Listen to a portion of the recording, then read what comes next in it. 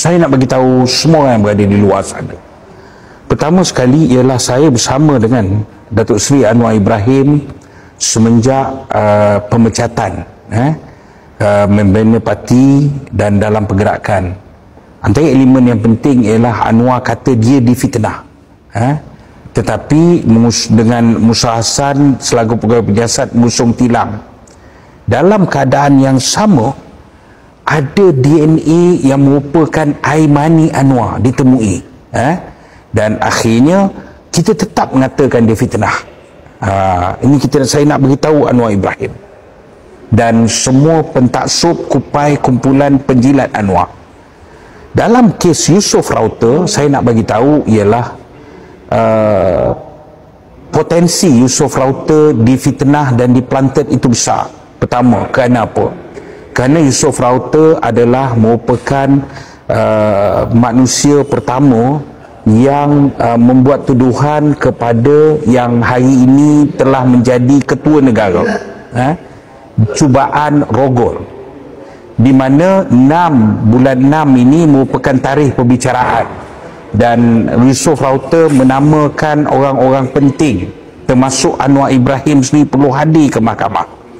Dan kerana itu saya sangat yakin, ada keyakinan, bukan saya saja, rakyat Malaysia ada keyakinan bahawa kes ini planted. Pertama, kenapa?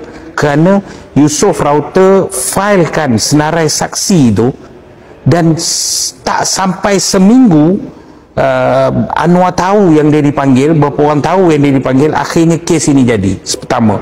Kedua ialah Anwar yang ada DNA pun ditemui, kita kata fitnah. Yusof Router tidak ada fingerprint dibuat, dan hari ini apa yang berlaku ialah satu Malaysia harus tahu bahawa bagi saya IO menipu, pegawai tangkapan menipu, kerana pegawai tangkapan bagi tahu bahawa Yusof Router turun bawah, dia terima arahan, dia terima maklumat kononnya pukul 5 pagi, pukul 7 pagi terus buat operasi khas, operasi laras, kan? Dan operasi laras pula siap nama dan sebagainya, turun dan serbu kereta Yusof Router yang kebetulan dapat pula timing sama, Yusof Router datang turun bawah.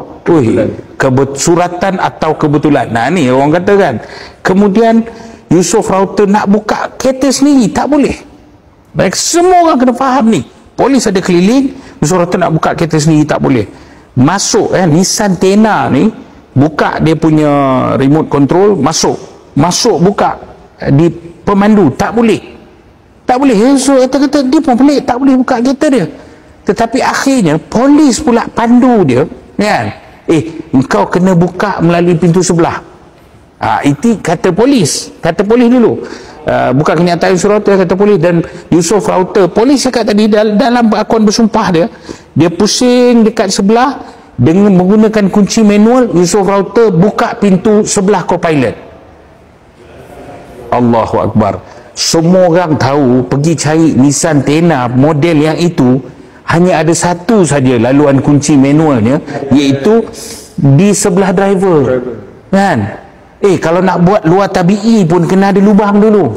Di peringkat di sebelah co-pilot ni tidak ada lubang kunci. Mustahil. Jadi macam mana dia buka? Saya ada keyakinan bahawa memang polis dah plan benda ini, dan memang dia buka, dia suruh Yusof Router masuk dan buka pintu di driver melalui manual daripada dalam kereta, dan akhirnya pintu tu dibuka. Dan dia menipu dalam, dan hari ini mahkamah semua tersentak dengan penipuan tersebut, kan? Itu belum lagi cerita bab kad pengenalan pun nak pusing. Saya beritahu beginilah, penyokong Anwar Ibrahim yang banyak berdepan dengan kes mahkamah penipuan yang kamu kata tipu, kamu kata konspirasi, dan malah saya sendiri, saya ni antara kupai kuat ni, kan, kupai tegar, dan saya tengok kes ini sebenarnya bagi saya menguat hari ini kehadiran saya, dan menguatkan kepercayaan saya bahawa kes ini planted. Ini adalah ketakutan Anwar Ibrahim. Bulan 6 ini Anwar akan didakwa kerana cubaan amang seksual cubaan liwat, cubaan rogol terhadap ni, dan media dunia bersedia, saya kawan-kawan media di peringkat antarabangsa di Indonesia dan sebagainya bersedia untuk datang 6 hari bulan ini.